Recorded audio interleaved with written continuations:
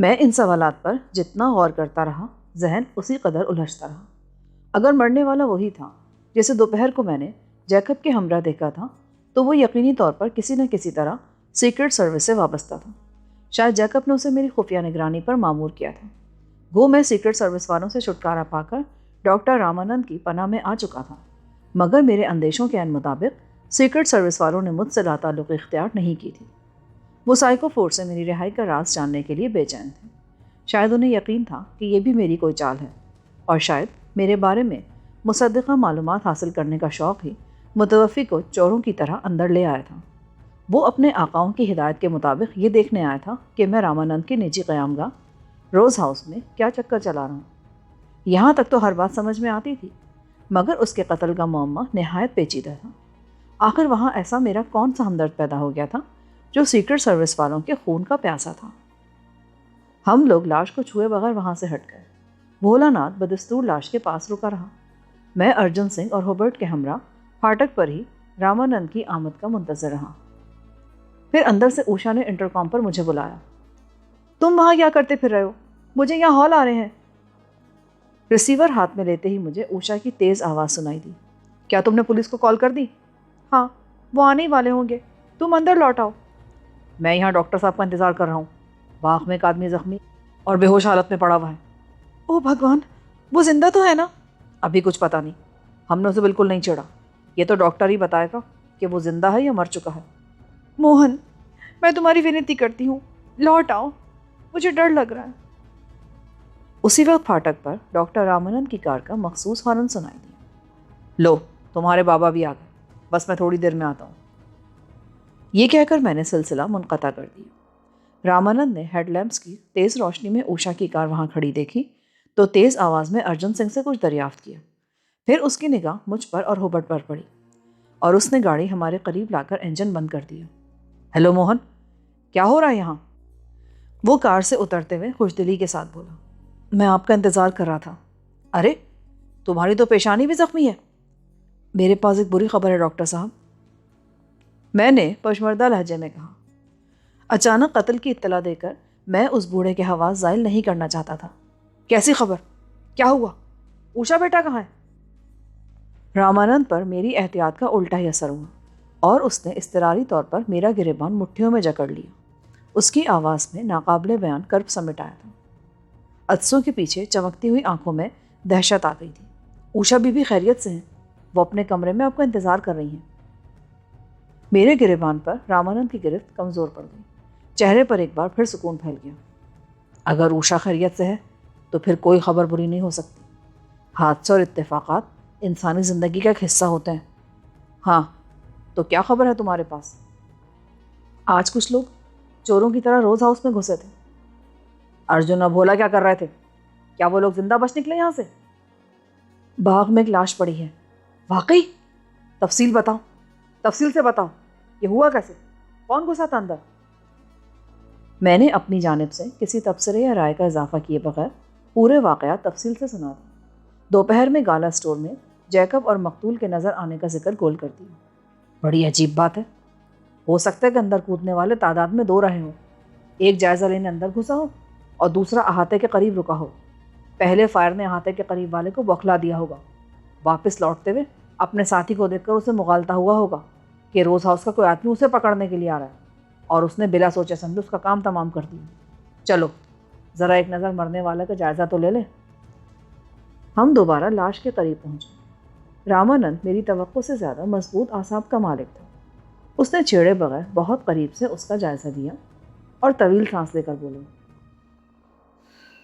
مرنے والا وہی معلوم ہوتا ہے جسے تم نے جھاڑیوں پر پکڑ لیا تھا۔ جی، میرا بھی یہی خیال ہے۔ خیال نہیں، یہ یقیناً وہی ہے۔ تم نے بتایا کہ اس نے ٹکر مار کر تمہاری پیشانی زخمی کر دی تھی۔ ٹکر مارنے کے باعث اس کی پیشانی کا اوپری حصہ خاصا پھولا ہوا ہے۔ میں نے ٹارچ کی روشنی میں اس کا جائزہ لیا اور ڈاکٹر کے مشاہدے کی داد دیے بغیر نہ رہ سکا۔ اس کی پیشانی پر ابھرا ہوا گول نشان بہت نمایاں تھا، جو پہلی مرتبہ میری نظروں میں نہیں آ سکا تھا۔ معاملہ تشویشناک ضرور ہے، پر اب یہ پولیس کی درد سری ہے۔ روز ہاؤس میں ایسا واقعہ پہلی بار ہوا ہے۔ اب مجھے حفاظتی انتظامات میں اضافہ کرنا ہوگا۔ اس تاریک باغ میں روشنیاں بھی ہونی چاہیے، میں نے دبی زبان میں کہا۔ پہلے میں نے اسے عیاشی سمجھ کر توجہ نہیں دی تھی۔ ایک ایک یونٹ بجلی پیدا کرنے کے لیے ہمارا قیمتی زر مبادلہ صرف ہوتا ہے، مگر اب یہ شاید ضرورت بن گئی ہے۔ میں کل ہی شام کام شروع کرا دوں گا تاکہ آئندہ چور و چکے تاریکی سے فائدہ نہ اٹھا سکیں۔ میں دل ہی دل میں مسکرا دیا۔ رامانند اس سنگین مداخلت کو محض چور و چکوں کا معاملہ سمجھ رہا تھا۔ مجھے یقین تھا کہ کسی نہ کسی مرحلے پر اسے خود ہی معاملے کی گہرائی کا علم ہو جائے گا، لہٰذا میں نے اپنی زبان بندھی رکھی۔ مجھے اور رامانند کو اپنے پاس موجود پا کر اوشا کی طبیعت بحال ہو گئی۔ رامانند نے صاف الفاظ میں اسے بتا دیا کہ باغ میں ایک لاش پڑی ہوئی ہے۔ یہ سن کر اوشا سہم سی گئی، مگر مجموعی طور پر اس کا رویہ حوصلہ افزا ہی رہا۔ ہم تینوں کھانے میں مصروف تھے کہ جگدیش راجو کے بارے میں خبر لایا۔ وہ ملیریا کے تیز بخار میں جل رہا تھا اور کسی کو بتائے بغیر اپنے کوارٹر میں چلا گیا تھا، جہاں وہ لحاف اوڑے ابھی تک بے خبر سو رہا تھا۔ یہ معلوم ہو کر مجھے کم از کم اتنا اطمینان ہو گیا کہ اس خونین ڈرامے میں روز ہاؤس کے کسی باسی کا ہاتھ نہیں تھا۔ وہ اوشا نے پولیس کو وہاں قتل کی اطلاع نہیں دی تھی، مگر سرکاری اہلکار ڈاکٹر رامانند کے قیام گاہ کی اہمیت سے پوری طرح باخبر تھے۔ پولیس کی بھاری جمعیت وہاں پہنچی تو وہ لوگ ہر قسم کی صورتحال سے نمٹنے کے لیے تیار ہو کر آئے تھے۔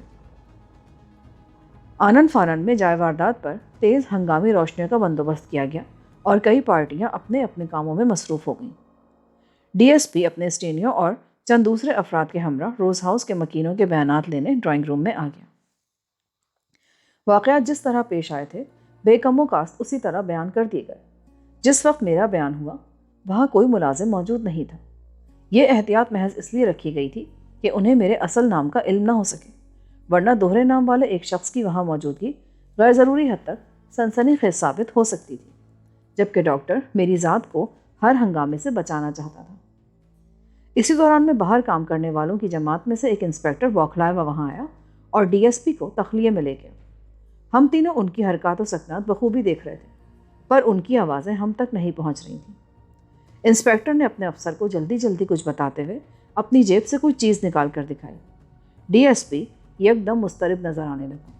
چند لمحے تک وہ اسے الٹ پلٹ کر دیکھتا رہا، پھر اس نے وہ چیز احتیاط سے جیب میں ڈال لی اور تیز تیز قدموں چلتا ہوا ہماری طرف آیا۔ ڈاکٹر صاحب، کیا میں آپ کا ٹیلی فون استعمال کر سکتا ہوں؟ خیریت تو ہے انسپیکٹر؟ معاملے کی نوعیت بہت سنگین ہو گئی ہے۔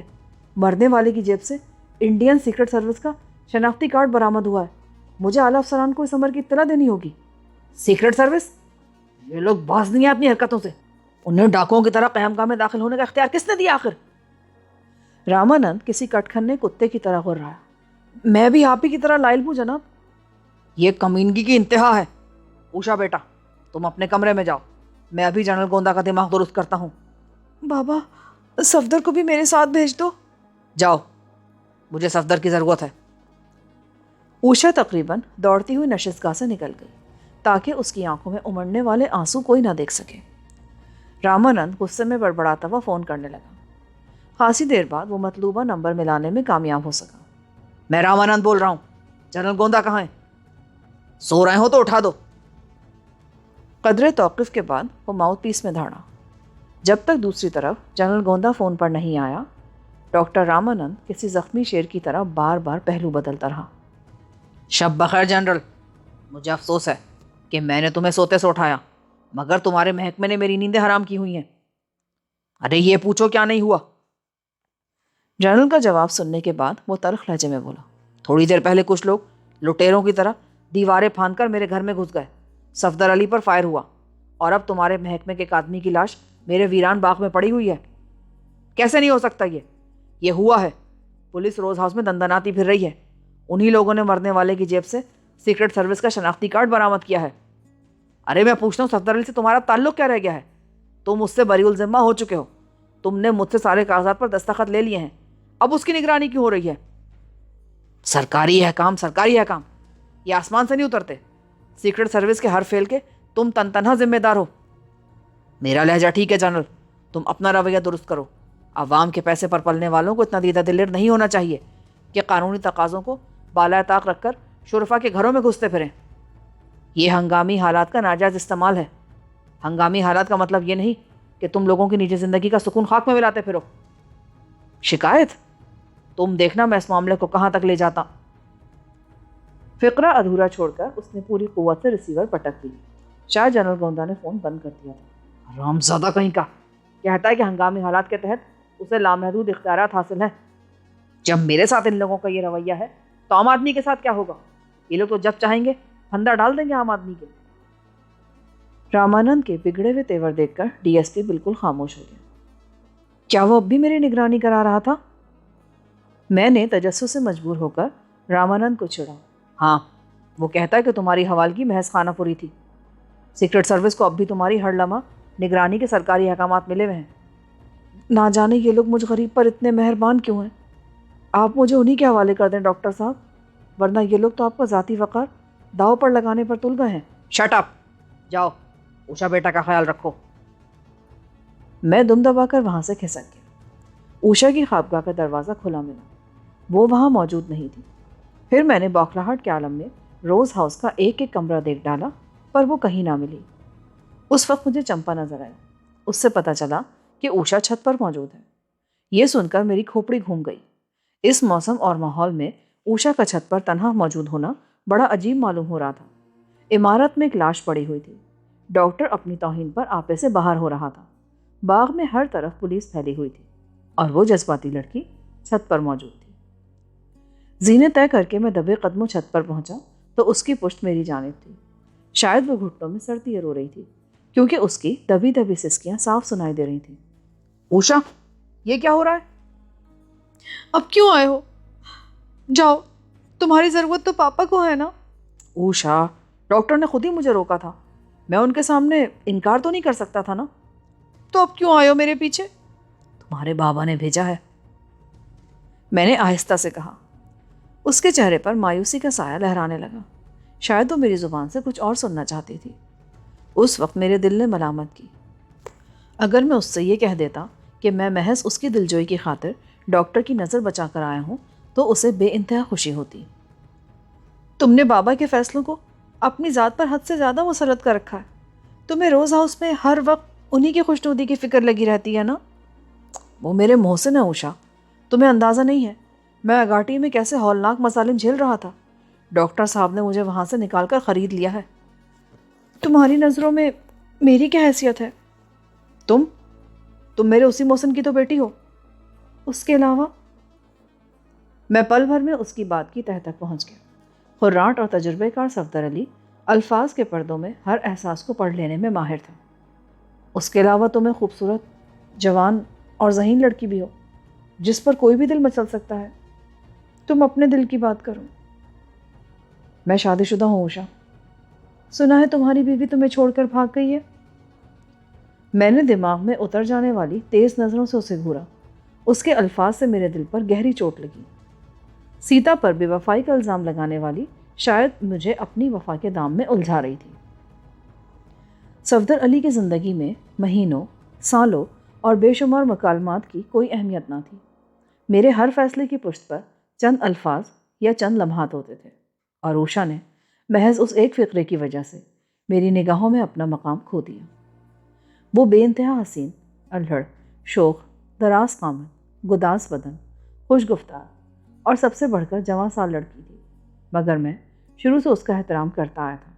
وہ میرے محسن کی بیٹی تھی اور میری ہمدرد بھی، مگر اپنی ساری خوبیوں کے باوجود وہ سیتا کا بدل ہرگز نہیں تھی. روز ہاؤس میں آنے کے بعد میں نے کئی بار ٹھنڈے دل سے اس کے بارے میں سوچا تھا. اس کا سراپا نفس کے سرکش انگاروں کو ضرور ہوا دیتا تھا، مگر دل کے نازک تار سیتا کے گیت گنگناتے تھے. وہ مجھے چھوڑ کر نہیں بھاگی تھی اوشا. اس نے میری بہتری کے لیے اپنا الگ اور دشوار راستہ چنا تھا. وہ اب بھی میری تلاش میں بھٹک رہی ہوگی. تم اسے بھول نہیں سکتے؟ شاید اس کا جسم بھول جاؤں، مگر اس کے والہانہ جذبے میری زندگی کا سرمایہ ہے. میں اس سے خوبصورت ہوں نا؟ بظاہر یہ ایک سوال تھا، مگر اس کا لہجہ تائید طلب تھا. وہ آہستہ آہستہ میرے گرد گھیرا تنگ کر رہی تھی. میں نے سیتا کو بہت قریب سے دیکھا تھا مس رامانند. میں اس کا اور تمہارا مقابلہ نہیں کر سکتا. پتہ نہیں تم کیا کہہ رہے ہو. میرے الفاظ پر وہ اچانک سہم گئی اور اپنے ہی جسم میں سکڑنے لگی. اپنے کمرے میں چلو، تمہارے بابا پریشان ہیں. میری اس تجویز پر اس نے اطمینان کا سانس لیا اور میرے ہمراہ سیڑھیاں اتر کر نیچے آ گئی۔ اس کو خوابگاہ میں پہنچا کر میں ڈرائنگ روم میں آیا تو رامانند کسی ایسی بیوہ کی طرح سر جھکائے اداس بیٹھا تھا جس کی سرے بازار آبرو لوٹی گئی ہو۔ ڈی ایس پی مجرموں کی طرح سر جھکائے ڈاکٹر کے سامنے صوفے پر دراز تھا۔ ان دونوں کے علاوہ وہاں کوئی موجود نہیں تھا۔ میرے قدموں کی آہٹ سن کر رامانند نے سر اٹھایا اور شکست خوردہ لہجے میں بولا، مجھے افسوس ہے لڑکے کہ میں تمہارے لیے کچھ نہیں کر سکا۔ آپ کے تو مجھ پر کئی احسانات ہیں ڈاکٹر صاحب۔ میں نے حیرت سے کہا، انسان ماں کے پیٹ سے کچھ بنیادی حقوق لے کر پیدا ہوتا ہے۔ وہ جذباتی لہجے میں بولا، آزادانہ نقل و حرکت تمہارا پیدائشی ادھیکار ہے، پر مجھے بتایا گیا ہے کہ سیکرٹ ایجنٹ کشور کے قتل کی گتھی سلجھنے تک تم روز ہاؤس میں نظر بند رہو گے، مگر میں اس معاملے میں بالکل بے قصور ہوں۔ میں سب کہہ چکا ہوں۔ لوگ کہتے ہیں تمہارے ہاتھوں میری جان بھی خطرے میں ہے۔ نہ جانے کیوں ہر کوئی تمہیں ایک ہوا سمجھ رہا ہے۔ مسٹر صفدر، اس عمارت میں آپ پر کوئی پابندی نہیں ہوگی، بس آپ کا باہر نکلنا بند کیا جا رہا ہے جناب۔ ڈی ایس پی خوش آمدانہ لہجے میں بولا، مجھے دکھ صرف اس بات کا ہے کہ میری ذات لے کر ڈاکٹر صاحب جیسی مقتدر ہستی کو پریشان کیا جا رہا ہے، ورنہ یہ پابندی میرے لیے پچھلی زندگی سے بدہرجہ بہتر ہے جناب۔ میں نے ملامت آمیز لہجے میں ڈی ایس پی سے کہا۔ اس کے بعد ڈاکٹر رامانند شکست خوردہ انداز میں اپنی خوابگاہ میں چلا گیا۔ میرے بیان کے بعد مجھے بھی چھٹی مل گئی اور پولیس کے عملے کو ملازمین پر چھوڑ دیا گیا۔ میں نے وہ ساری رات بستر پر بے چینی سے کروٹیں بدلتے گزار دی۔ میرا ذہن مختلف خیالات کی آماج کا بنا ہوا تھا۔ کبھی میں اپنے بے نام مستقبل کے ہولناک اندیشوں میں مبتلا ہو جاتا، کبھی سیتا کی یاد ناقابل برداشت خلش بن کر سینے میں چبھنے لگتی، اور کبھی اوشا کا شاداب و شگفتہ حسین سراپا نگاہوں میں ناچنے لگتا۔ اگلی صبح ہم تینوں ناشتے کی میز پر یکجا ہوئے تو ماحول اجنبی سا محسوس ہوا۔ رامانند کے ذہن پر یہ خلش سوار تھی کہ میرے بارے میں اس کی بات نہیں مانی گئی تھی۔ اوشا پر رات کی قدرے جذباتی گفتگو کی جھیپ سوار تھی۔ شاید میرے الفاظ ابھی تک اس کے ذہن میں ڈنک مار رہے تھے، کیونکہ اس کا نیم مردانہ رویہ اب خالص نسوانی موڑ لے چکا تھا۔ سچی بات تو یہ ہے کہ اب میں بھی اپنے دل میں اوشا کی طرف سے چور چھپا محسوس کر رہا تھا۔ رامانند کے سامنے اس سے گفتگو کرتے ہوئے خوف آ رہا تھا کہ کہیں میری کسی بات سے اسے شبہ نہ ہو جائے کہ میں اوشا میں ایک مختلف انداز میں دلچسپی لینے لگا ہوں۔ تم کل سارا سامان لے آئے تھے؟ چائے پیتے ہوئے رامانند نے مجھ سے پوچھا۔ ہاں، بھٹی بھی تیار ہے، بس آپ کے حکم کی دیر ہے۔ آج میں باہر نہیں جاؤں گا، کیوں نہ ابھی کام شروع کر دیا جائے؟ پچھلی رات کی کوفت سے چھٹکارا پانے کی یہ تدبیر تو بہترین ہے۔ اچھا یاد دلایا، رامانند چونک کر بولا۔ پھر اس نے اپنے خدمتگار اشوک کو آواز دی۔ وہ لوگ گئے یا ابھی تک یہیں دندناتے پھر رہے ہیں؟ گئے مالک، صبح کے 4 بجے واپس گئے ہیں۔ لاش اٹھا کے لے گئے؟ لاش تو لے گئے مالک، پر 2 سپاہی باہر پھاٹک پر موجود ہیں۔ اشوک کے لہجے پر اوشا بے ساختہ ہنس پڑی۔ اس کا لہجہ ایسا تھا جیسے پولیس افسران آبادی کا توازن برقرار رکھنے کے لیے ایک لاش کے بدلے میں 2 سپاہی زندہ چھوڑ گئے ہوں۔ کسی الیکٹریشین کو بلا کر عمارت پر اس طرح سرچ لائٹ لگوانے کا انتظام کرو کہ رات میں باغ کا کوئی حصہ تاریک نہ رہے، اور سب کو بتا دو کہ وہ دونوں سپاہی میری اجازت کے بغیر احاطے سے عمارت میں قدم نہیں رکھیں گے۔ ناشتے سے فارغ ہو کر ہم تینوں اس کمرے میں آئے جہاں میں نے بھٹی لگائی ہوئی تھی۔ پھر کام کی ابتدا سے قبل باغ کا جائزہ لیا گیا۔ سورج کی تیز اور چمکیلی دھوپ کے باوجود وہ باغ کسی ویران اور خضرا جنگل کا سا سما باندھ رہا تھا۔ وہاں جنگلی چوہوں اور چھوٹے حشرات الارض کی بھرمار تھی۔ جس جگہ رات کو لاش پڑی ہوئی تھی وہاں اب زمین پر خون کا ایک بہت بڑا دھبا نظر آ رہا تھا جس کے گرد چونے سے نشان لگا ہوا تھا۔ پھر میں نے تجربے گاہ میں آ کر اپنا کام شروع کر دیا۔ اوشا اور رامانند قریب بیٹھے شوق سے میری تمام کارروائیاں دیکھ رہے تھے۔ وہ کمرہ چونکہ خاصا ہوادار تھا، لہٰذا زہریلے بخارات اور دھوئیں نے ان دونوں پر زیادہ اثر نہیں کیا۔ بس کھانے کے وقت اوشا باہر گئی اور ٹرالی پر خودنوش کا سامان دھکیلتی ہوئی وہاں آن پہنچی۔ ہم نے وہیں کھانا کھایا، اور جب باہر شام کا دھندلا کا پھیل رہا تھا تو میرے کام کا پہلا مرحلہ مکمل ہو گیا۔ میں نے جھلسا ہوا تانبا پارے کے مرتبان میں ڈالا اور اس کا منہ بند کر کے ہم وہاں سے لوٹ آئے۔ بابا، یہ کام تو صفدر تمہاری تجربے گاہ میں بھی کر سکتا تھا۔ ضرور کر سکتا تھا بیٹا، مگر میں کافی دن سے ادھر گیا نہیں۔ جب تک وہاں روزانہ صفائی نہ ہو کام کرنا ذرا دشوار ہے۔ کیا روز ہاؤس میں تجربے گاہ ہے آپ کی؟ میں نے پوچھا۔ ہاں، رہائشی عمارت کے عقب میں ایک چھوٹی سی لیبارٹری ہے، مگر وہاں ہر قسم کی سہولتیں موجود ہیں، بس کوئلے کی بھٹی لگانی پڑتی۔ اپنے کام کے لیے رہائشی کمروں سے الگ رہنا ہی پسند کروں گا میں، یہاں بلا وجہ ملازمین میری طرف متوجہ ہو جائیں گے ورنہ۔ جاؤ ایک نظر تجربے گاہ پر ڈال ہی لو، شاید تم ابھی تک ادھر گئے نہیں۔ آپ تھکے ہوئے ہیں، میں پھر کسی وقت دیکھ لوں گا۔ اب تو میں آرام کروں گا، تم اوشا کے ساتھ چلے جاؤ، میرا بیٹا بھی آدھا سائنسدان ہے۔ چلو بھائی، نیم سائنسدان، اٹھو، میں نے اوشا سے کہا۔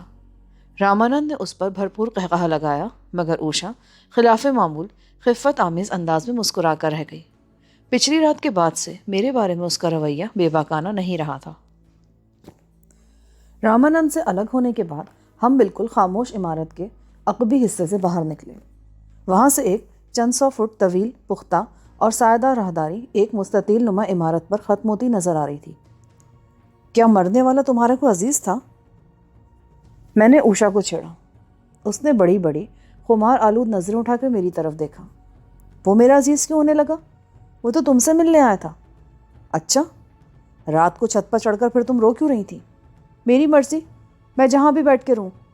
بالکل بھائی، تم چاہو تو کسی درخت کی چوٹی پر بیٹھ کر بھی رو سکتی ہو، بھلا میں تمہیں روکنے ٹوکنے والا کون ہوتا ہوں؟ تم تو بے وقوف ہو۔ بے وقوف نہ ہوتا تو اب تک تمہارے حسن کے قصیدے پڑھ پڑھ کر تمہیں اپنے دام میں الجھا رہا ہوتا۔ مجھے افسوس ہے صفدر کہ رات میں نے تم سے کچھ ایسی باتیں کی جو مجھے زیب نہیں دیتی تھی۔ خوف بڑی بری چیز ہے مسوشا۔ عام حالات میں انسان اپنی ذات پر ایک خول چڑھائے رکھتا ہے، اس کے سارے جذبے اسی خول میں پروان چڑھتے ہیں، اور معاشرتی یا اخلاقی مجبوریاں جن جذبوں کے اظہار میں آڑے آتی ہیں وہ اسی خول میں دم توڑ دیتے ہیں۔ مگر خوف اس خول کو حیرتناک طور پر ختم کر دیتا ہے، اور انسان وہی کچھ کہہ ڈالتا ہے جو اس کے دل میں ہو۔ شاید تم ٹھیک کہہ رہے ہو۔ اگر پچھلی رات کے پیدر پہ واقعات میرے حواس پر اثر انداز نہ ہوتے تو میں زبان کبھی نہیں کھولتی۔ تم میری بیوی کے بارے میں کیا جانتی ہو؟ مجھے افسوس ہے صفدر کہ میں نے رات اس کے بارے میں کچھ نازیبا باتیں کہیں۔ میرا وچار ہے کہ تم اسے بہت زیادہ چاہتے ہو۔ میں خاموشی سے اس کے ساتھ تجربے گاہ کی طرف بڑھتا رہا۔ پاپا جس طرح ٹوٹ کر مجھے چاہتے ہیں وہ میں ہی جانتی ہوں، اور تم سے ملنے تک میں اپنی زندگی سے مطمئن تھی، مگر اب نہ جانے کیوں اچانک مجھے یہ احساس ہوا کہ ماں باپ کائنات کی ساری خوشیاں بھی بیٹی کے قدموں میں ڈھیر کر دیں تو یہ محبوب کی ایک دل نواز مسکراہٹ کا بدل نہیں ہو سکتی۔ مرد ہر عورت کی ضرورت ہوتا ہے، ایسا مرد جس کی زندگی کا محور وہ خود ہو۔ اوشا کے شانے پر میری گرفت کچھ سخت ہو گئی۔ میں ہر لڑکی کو فریب دے سکتا ہوں اوشا، مگر تمہیں نہیں۔ میرا ماضی تمہارے لیے بے نام ہے۔ آج میں ایک بدنام مجرم ہوں۔ یہ صرف ڈاکٹر کی نوازش ہے کہ میں تمہاری چھت کے نیچے آزادی کے سانس لے رہا ہوں۔ اس نے اپنے شانے سے میرا ہاتھ ہٹا دیا۔ میں قدامت پسند ماحول میں نہیں پلی بڑھی صفدر۔ میں رنگ برنگی تقریبات میں جاتی ہوں جہاں ہر عمر اور ہر روپ کے مرد ہوتے ہیں، پر تم سے ملنے کے بعد میرے دل میں خلیش نے سر ابھارا ہے، جو نئی ضرور ہے پر اجنبی نہیں۔ میرے اور تمہارے راستے جدا ہیں اوشا۔ میں ایک سراب ہوں، میرا پیچھا کر کے تم اپنا مستقبل برباد کر لو گی۔ مجھے بھولنے کی کوشش کرو، تمہیں مجھ سے بہتر ساتھی مل جائیں گے۔ مجھے یہ تلقین نہ کرو، تم سیتا کو نہ بھلا سکو گے اور میں تمہیں نہیں۔ یہ اختیاری باتیں نہیں ہوتی۔ وقت ہر یاد مٹا دیتا ہے، ہم اچھے دوستوں کی طرح رہ سکتے ہیں۔ اندھیرا بڑھ گیا ہے، واپسی میں دیر ہو جائے گی، چلو واپس چلیں۔ وہ کسی فوری خیال کے تحت بولی اور ہم مکان میں لوٹ آئے۔ پچھلی رات میں سو نہ سکا تھا، پھر دن بھر کام میں لگا رہا، اسی لیے بستر پر گرتے ہی مجھے گہری نیند نے آ لی۔ نہ جانے وہ کیا احساس تھا کہ گہری نیند میں بھی ایک دم میں چونک پایا۔ پھر ہلکی سبز روشنی میں مجھے اپنے قدموں میں مسہری پر ایک سایہ بیٹھا ہوا نظر آیا۔ میں چادر اچھال کر بستر سے اتر گئی۔ آنکھوں میں نیند کا گہرا خمار چھایا ہوا تھا۔ میں نے بوکھلا کر کمرہ روشن کر دیا۔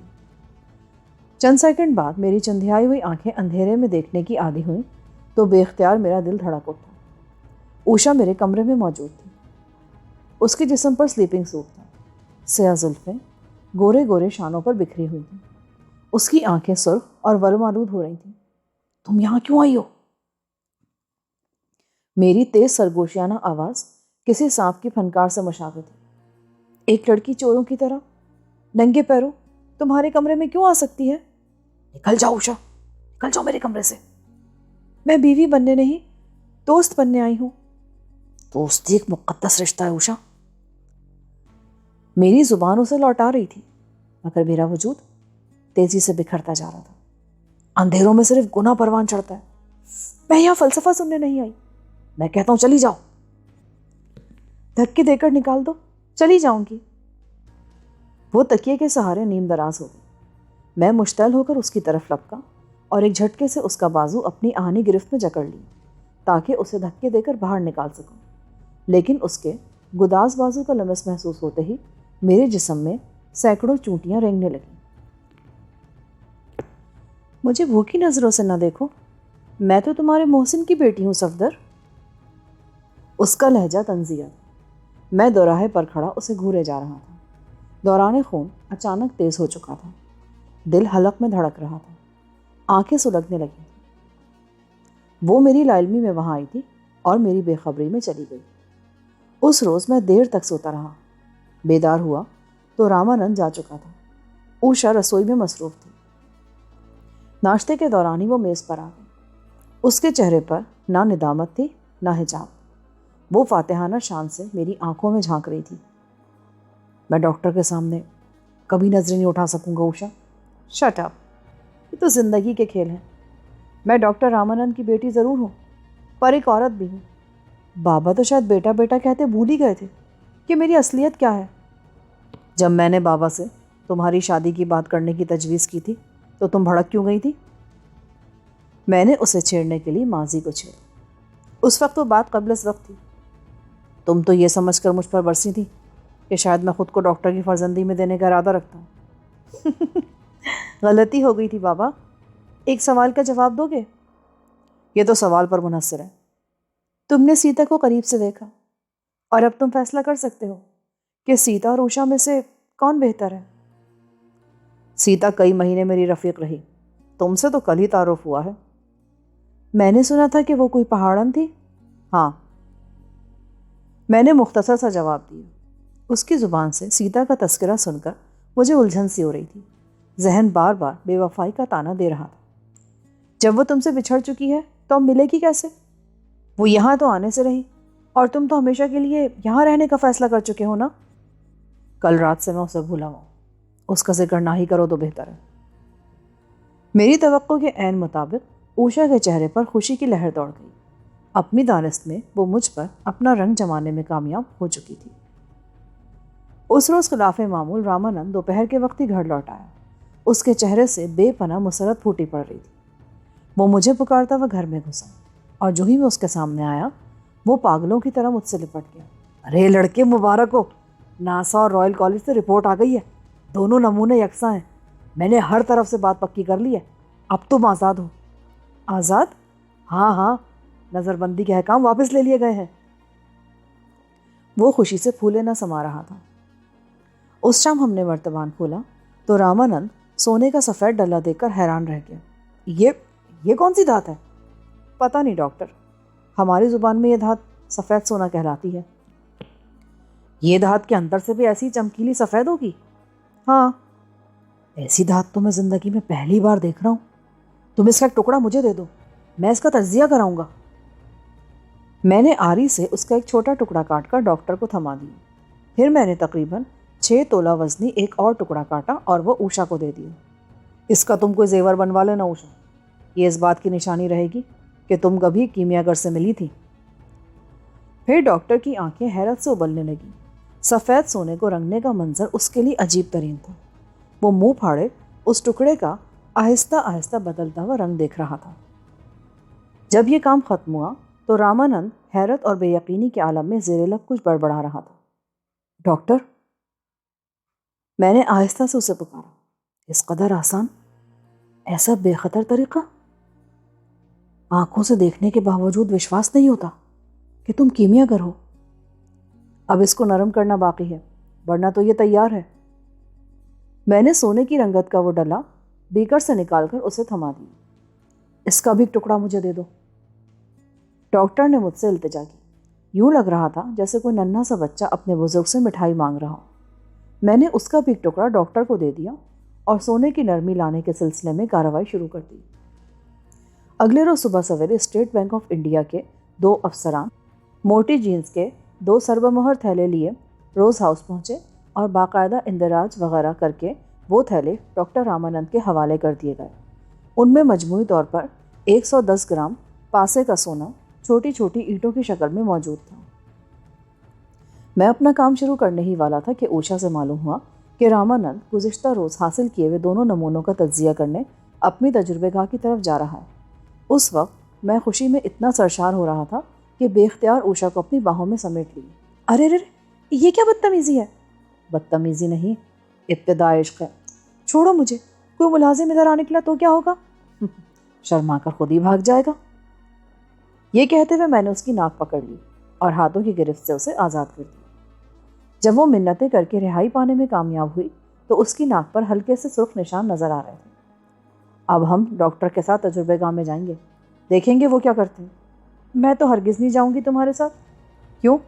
کیا میں تمہیں کاٹ کھاؤں گا؟ میری ناک پر نشان پڑ گیا، بابا کو کیا بتاؤں گی؟ کہہ دینا کہ صفدر نے ناک گھسوائی دی زمین پر۔ ہم باتیں کرتے کرتے باہر نکلے ہی تھے کہ اچانک فون کی گھنٹی بجی۔ اوشا نے لپک کر ریسیور اٹھایا۔ چند سیکنڈ بعد اس کی حیران سی آواز سنائی دی۔ صفدر علی تو یہاں نہیں رہتے، یہ تو ڈاکٹر رامانند کا مکان ہے۔ پھر وہ ماؤتھ پیس پر ہاتھ رکھ کر مجھ سے بولی، وہ میرا نام بھی جانتا ہے، کہہ رہا ہے میں سوچا میں صفدر کا دوست ہوں، دشمن نہیں۔ میں نے آگے بڑھ کر اس کے ہاتھ سے ریسیور لے لیا۔ ہیلو، موہن کانت اسپیکنگ۔ اگر تم موجودہ حالات سے نجات کے خواہاں ہو تو آج شام 6 بجے بونانزا کے بال روم میں ملو۔ دوسری جانب سے ایک بھاری مردانہ آواز سنائی دی اور فون بے جان ہو گیا۔